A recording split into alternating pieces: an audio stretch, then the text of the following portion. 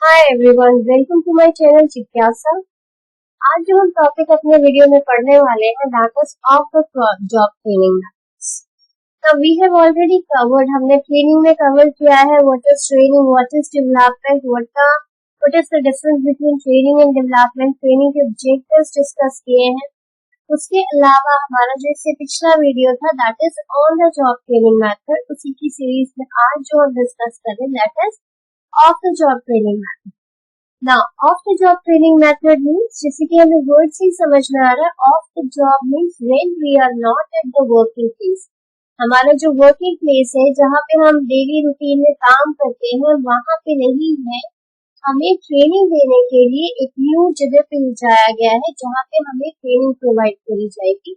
तो उसे हम कहते हैं of the job training method, which means that हमारे पास में जो हमारा यूजुअल वर्क प्रेशर होता है वो नहीं है, हम यूजुअल वर्क प्लेस पे नहीं है। Now there are various methods of the job training. एक एक करके हम डिस्कस करते हैं। केस स्टडी मेथड होता है, role playing, in basket method, vestibule training, classroom lectures, management games, simulation, audio visual and programmed instruction. जो हम फर्स्ट डिस्कस करेंगे हमारा method that is classroom lecture. It is just like a classroom. हमने सबने ही classroom में पढ़ते हैं, तो हम सबको पता है क्लासरूम में लेक्चर कैसे होता है। We are sitting in a trainer, एक ट्रेनीज क्लासरूम में बैठते हैं, एक ट्रेनर होता है, it can be a trainer, it can be a supervisor. वो अपने सबऑर्डिनेट्स को, अपने ट्रेनीज को जॉब से related, it can be new skill, it can be the same skill which is, जो भी हमारी स्किल्स हमारी जॉब में रिक्वायर्ड होती है उससे रिलेटेड टॉपिक के बारे में क्लास में पढ़ाते हैं, जिससे कि हमारी नॉलेज इनहांस होती है। This type of the job training takes place in a classroom like environment and makes a trainer providing instructions in a lecture format, which means कि आपको लेक्चर के रूप में जो भी स्किल्स आपके एनहांस करनी है वो आपको एक लेक्चर के फॉर्म में मिलेगी। Trainees learn crucial skills needed for their job, job से रिलेटेड जो स्किल्स चाहिए वो उसमें प्रोवाइड की जाएगी। Get to know their job responsibilities, काम की जो रेस्पॉन्सिबिलिटीज है उसको वो अच्छे से समझ सकते हैं, and have the opportunity to get their questions answered by experts. And it is a two-way communication process also.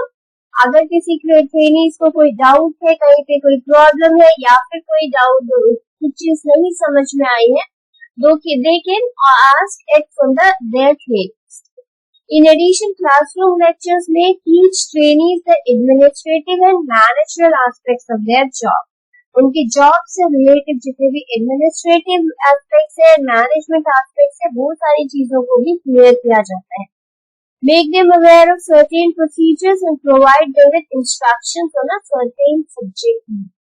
Different subjects matter से रिलेटेड जो भी नॉलेज चाहिए उससे वो सारी चीजें उनको प्रोवाइड की। तो in a nutshell we can say classroom lecture जो हमारा off the job training method होता है उसमें हमें एक क्लासरूम में ले जाया जाता है जहाँ पे हमें बिठाया जाता है एंड वहाँ पे हमारा ट्रेनर या सुपरवाइजर होता है, वो हमें हमारे जिस भी स्किल्स को हमें इनहांस करना है उससे रिलेटेड हमें इंफॉर्मेशन देते हैं, हमारी नॉलेज इनहांस करते हैं, मैनेजरल एस्पेक्ट्स को के बारे में बताते हैं, एडमिनिस्ट्रेटिव एस्पेक्ट्स के बारे में बताते हैं हमारी जॉब से रिलेटेड। ठीक है, इसके अलावा अगर कोई भी और क्वेश्चन होते हैं, डाउट्स होते हैं ट्रेनीज के, उनको वो दूर करते हैं। इस तरीके से हमारी क्या होती है, नॉलेज इनहांस होती है। This is a method of training. ठीक है, जो नेक्स्ट मेथड हम डिस्कस करेंगे that is case study method. Now case study method क्या होता है? In this method we have see organizational problems. Organization में time to time different problems होती हैं जिनको उन्हें हम केस कहते हैं। तो trainees is given a case that is related to what has been taught to them. उनको थ्योरेटिकल एस्पेक्ट्स पढ़ाया गया है, उस थ्योरेटिकल एस्पेक्ट से रिलेटेड उनको प्रॉब्लम्स दी जाती है, organizational problems which the management would have faced.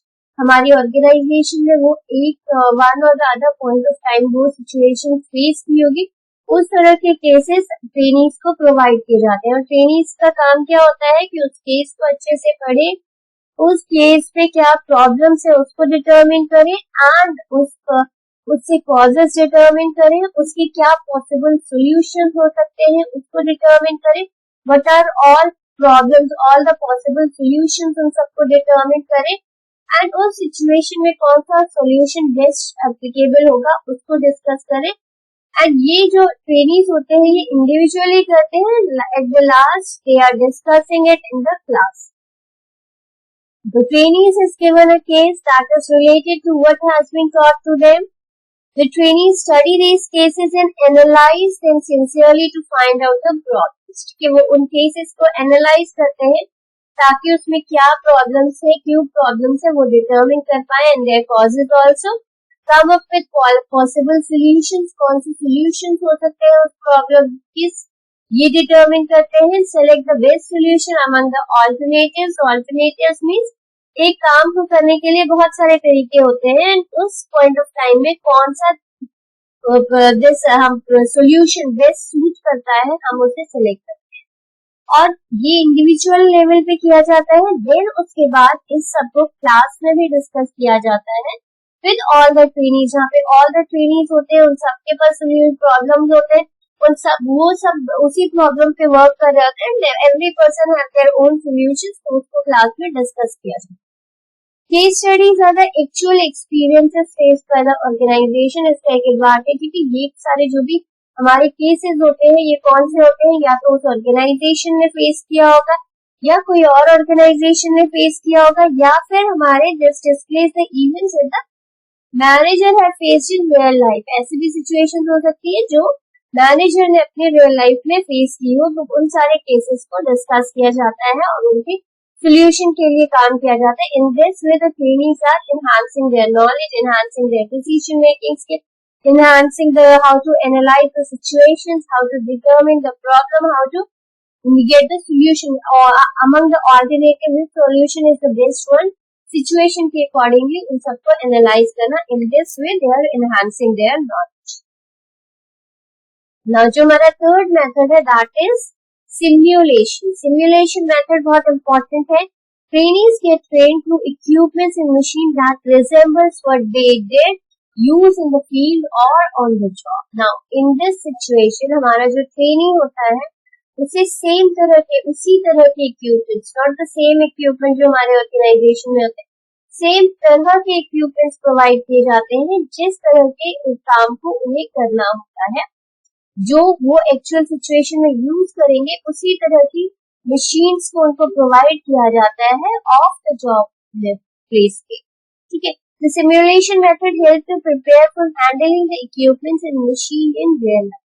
ये क्या करती है, हेल्प करती है हम एक्चुअल लाइफ में जिस तरह की मशीनरीज और टेक्नोलॉजी यूज कर रहे हैं, सेम टेक्नोलॉजी और मशीनरीज हमें ऑफ द स्पेस प्रोवाइड की जाती है जहाँ पे हम उन मशीन में काम करके अपनी स्किल्स को एनहांस कर सकते हैं।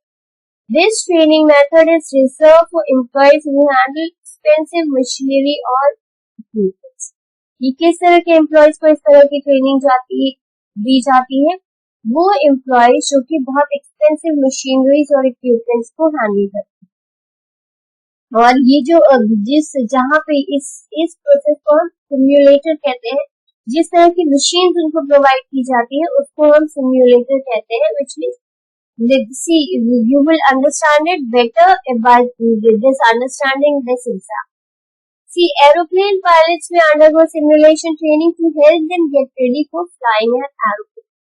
जैसे एक एरोप्लेन जो पायलट होता है उसको सीधे एरोप्लेन नहीं दे दिया जाता है because it is too expensive and apart from that it is too hazardous also for a new trainee, और तो इसलिए उन्हें उस तरह के इक्विपमेंट्स प्रोवाइड किए जाते हैं, उस तरह का सिम्युलेटर्स प्रोवाइड किए जाते हैं which are less expensive, which are more safe for the trainees, जिससे कि ट्रेनीज उसमें अपनी लर्निंग करें एंड जब वो सीख जाएंगे then they would be provided with the real aeroplanes. ठीक है, since aeroplanes are expensive and the employer may not allow trainees to train using the real aeroplane in order to avoid costly damages, to avoid putting the trainees' life in danger also, Instead, they use a simulator to keep costs low and to keep the training safe. ठीक है, which means that simulation में हम same तरीके के equipments जो कि हमें job में यूज करने हैं later on after this training, हम उस तरह की ही machinery, not the same machinery, उस तरह की ही मशीनरीज एंड इक्विपमेंट्स हम प्रोवाइड करते हैं ऑफ द जॉब, जिससे कि जो हमारे ट्रेनीज है वो उस पे काम करे और उनकी लर्निंग हो, वो उनको चलाना सीख पाए। एंड उसके बाद में जब वो हैंड्स ऑन एक्सपीरियंस हो जाते हैं, then they would be given the real life situations. तो ये हमारे हेल्प करता है, दो तरीके से हेल्प करता है। पहला तो हमारी जो एक्सपेंसिव मशीनरीज है वो हमारी उस एक्सपेंसिव प्रोसेस को हम डैमेज ना हो इससे बचाते हैं। ऊपर से जो हमारे एक्सपेंसिव मशीनरीज है they are dangerous as well, hazardous as well, तो उस तरह के काम में सीधे ट्रेनीज को लेके जाए तो वो उनकी लाइफ को भी हैजार्ड हो सकते हैं, डेंजर हो सकती है। That is why we do this type of. Now next आते हैं हमारा मैनेजमेंट गेम्स। मैनेजमेंट गेम्स जैसे कि मैं नाम से ही समझ में आता है, it is a form of a game. Management games provide trainees with a fun and competitive way to learn. It is fun and a competitive way to learn. Trainees split up into teams of approximately 5 to 6 people. इसमें trainees को team up कर दिया जाता है, 5 to 6 people में किए जाते हैं। Each team then competes in a simulated marketplace. वो simulated marketplace पे क्या करते हैं, compete करते हैं with one another. Management games help trainees to get involved. इसमें जो say games which means that different situations provide की जाती है, उन situations के basis पे उनको अपने situations को, अपनी problems को solve करना होता है, and in this way they are competing with one another. The management games help trainees to get involved while also developing their problem solving skills. उनकी enhance होती है, उनकी इन्वॉल्वमेंट होती है। Trainees also learn leadership, team work and organisational skills as they have to organize their groups themselves and foster a sense of collaboration to get the job done. So इस games, management games से हमारी organizational skills enhance होती है, हमारी team work, team spirit हमारी enhance होती है, हमारी leadership skills enhance होती है। In this way, we are solving the problems also and we are also enhancing हमारी जो organization में बहुत important skills होती है, like you have to work as a team, you should have a leadership skill, वो सारी skills पे enhance होती है। Now, role playing is again हमारा ये जो word है, ये जो different words हमारे use किए जाते हैं, ये रिलेटेड वर्ड्स होते हैं। और अगर इन वर्ड्स को हम अगर ह्यूमन रिसोर्स में हमारे जितने भी वर्ड्स होते हैं, मोस्ट ऑफ द वर्ड्स, उन सारे वर्ड्स में अपने आप ही सारा हमें आंसर समझ में आ जाता है। तो रोल प्लेइंग से हमें क्या समझ में आता है, देयर इज सम रोल, जैसे एक्टर्स लोग होते हैं, they are playing different roles in the same way. इस ट्रेनिंग मेथड में भी क्या होता है, एक ट्रेनी जो है वो डिफरेंट रोल्स को प्ले कर रहा है। फॉर एग्जाम्पल, ऑर्गेनाइजेशन में एक कोई सिचुएशन आ गई, उस सिचुएशन में there is one financial manager, marketing manager, HR manager, उन सबको रोल दिया गया है कि these are the situations and you are the human resource management of this organisation, how you are going to solve this type of problem. You are the finance manager of this organization, how you are going to solve the problem of this particular situation. So role playing involves trainees taking on roles and acting out certain situations to help them better understand the learning concept. ठीक है, इसमें भी हमें क्या दिया जाता है, case दिया जाता है। उस केस में हमें पूरा केस में हमारा एक स्पेसिफिक रोल होगा, हमें उस रोल में जो डिफरेंट सिचुएशंस है, उन सिचुएशंस के अकॉर्डिंगली हमें हमारे रोल को फुलफिल करना है। Trainees act as if they are facing the situation and having to solve it without guidance or prior rehearsals.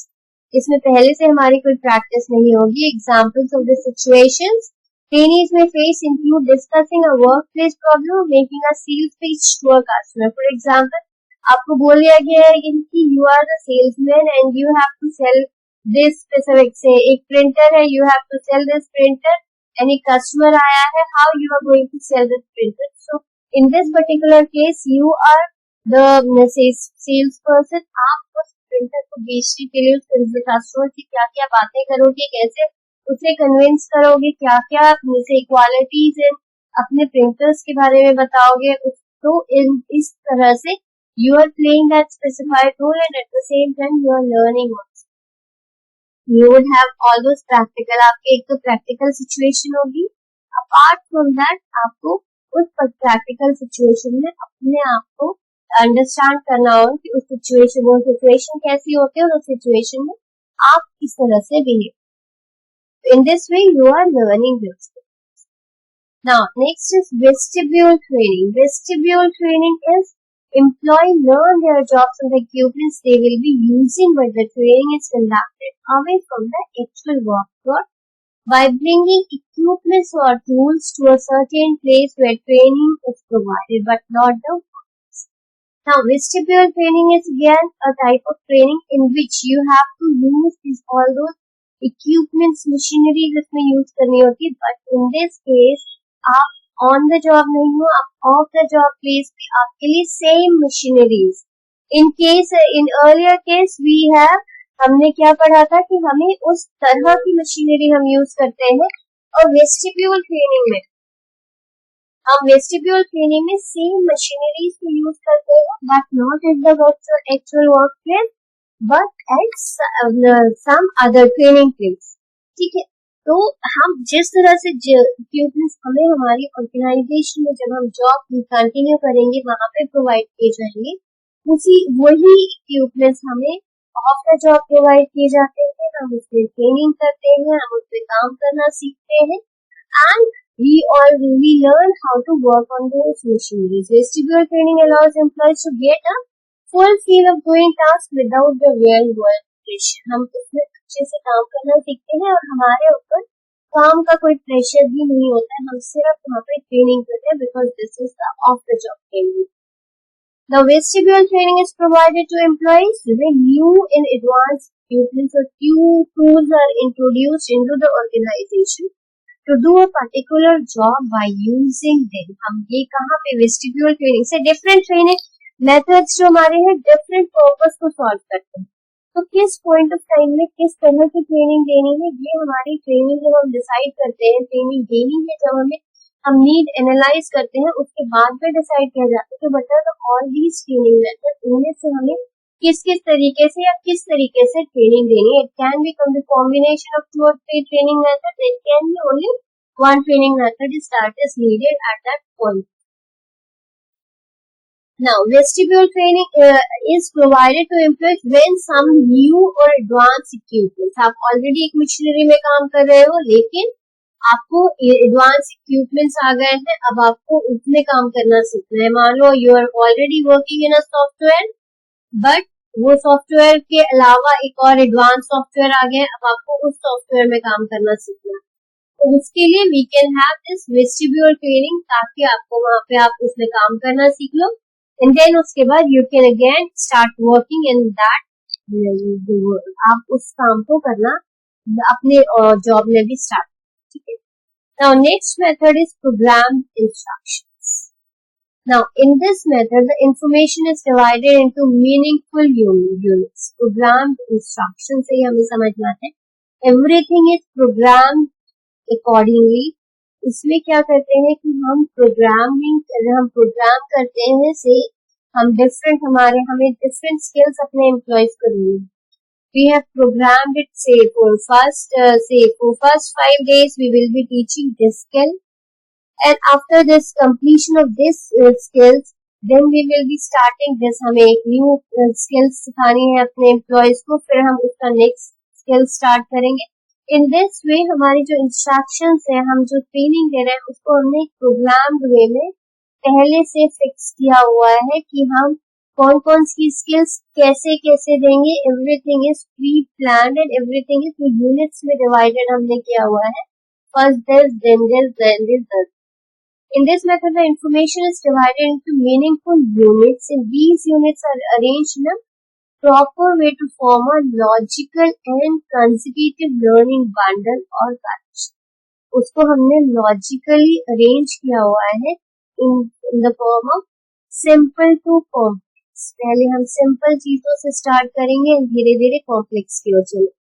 The core feature of this method is the participation by trainees and reception of the immediate feedback, where trainees can evaluate whether the trainees' responses are correct. For example, आपको Unit 1 पढ़ाई गई, उसमें आपको एक specific तरह की skills पढ़ाई गई. ना उस स्किल्स में से आपको क्या क्या समझ में आया, you have been taken up. Trainees का फीडबैक लिया जाता है, इमीडिएट फीडबैक होता है. It can be any form of test, written test, oral test, किसी भी तरीके का टेस्ट हो सकता है, जिससे कि फीडबैक भी तुरंत लिया जाता है कि फर्स्ट यूनिट में हमने ये सारी चीजें सिखाई है, ये हमारे ट्रेनीज को समझ में आई है या फिर उनकी कितनी स्किल समझ में आई है. इस तरीके से they take the immediate feedback also. Trainers can evaluate whether the trainees' responses are correct or not. This method uses programs, books, illustrations, printed materials, diagrams to train the teacher. ये जो method है इसमें हमारी programme कोई book हो सकती है, illustration हो सकते हैं, हमने पहले से एक प्रिंटेड मटेरियल तैयार किया हुआ है, वो सारा हम ट्रेनीज को भी प्रोवाइड करते हैं. उसमें से हमने फर्स्ट यूनिट पढ़ा लिया है, then second unit, then third unit and then fourth unit. इस तरीके से हम हमारे ट्रेनीज की स्किल्स को डेवलप करते चलते हैं. अब प्रोग्राम हुए and also keep on taking the feedback from them after completion of से एक प्रोग्राम खत्म हुआ, उसके बाद हमने उनका टेस्ट लिया, उनसे फीडबैक लिया and then next. Now next is audio visual. Now, in this audio-visual training method, trainees who receive on-the-job training through an audio-visual method learn the material through the use of various media such as films, televisions, videos, and presentations. इसमें audio and visual, जैसे कि हमें समझ में आ रहा है, audio आवाज भी होगी and visual भी होगा. तो हमारी जो ट्रेनिंग होगी हमें से it can be a PowerPoint presentation, जिसमें हमें एक स्पेसिफिक टॉपिक पे प्रेजेंटेशन की जा रही है, हमें दिखाया जा रहा है, हमें बताया जा रहा है. In this way we are doing our learning. Educational institute often use this method to help students remember the learning material more easily. आजकल ऑडियो विजुअल मेथड्स बहुत नॉर्मल हो गए हैं, हमारे एजुकेशनल इंस्टीट्यूट में यूज किए जाते हैं. Even in corporate world, customer care center employers often administer this type of training to their employees to teach them how to interact and behave with the customers.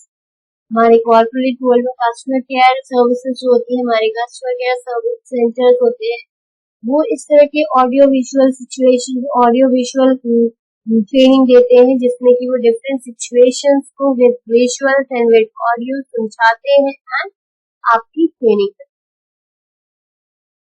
Now next हमारा है इन basket. Now, in basket exercise in this method, trainees are provided with a tray of papers and files related to their functional area. आपका जो functional area है उससे related आपको papers and files दे दी जाती है, जिसमें बहुत सारे हमारे problems होते हैं, बहुत सारी situations होती है. They are required to study the material and make their recommendations.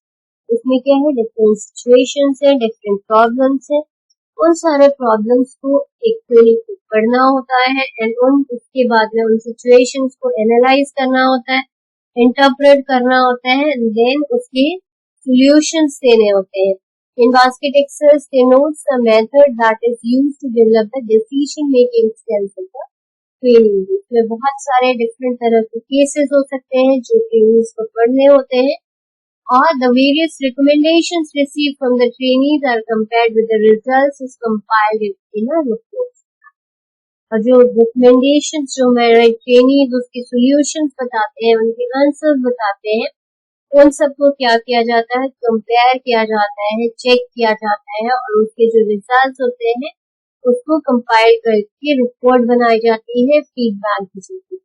तो इन दिस वे एक एम्प्लॉय, एक ट्रेनी जो है बहुत सारी सिचुएशंस को स्टडी करता है. Those are all those cases which has been faced by the organisation, which has been faced by the other organizations, which has been faced by the managers, or which are the normal situations in the organization. उस तरह के cases को उन्हें study करना होता है, then उनके solutions निकालने होते हैं, एंड देन उसका रिजल्ट कंपाइल करके उन्हें दिया जाता है. In this way they are doing the learning. Now hope you would have understood all the job training methods. Then please subscribe and share the video. Thank you.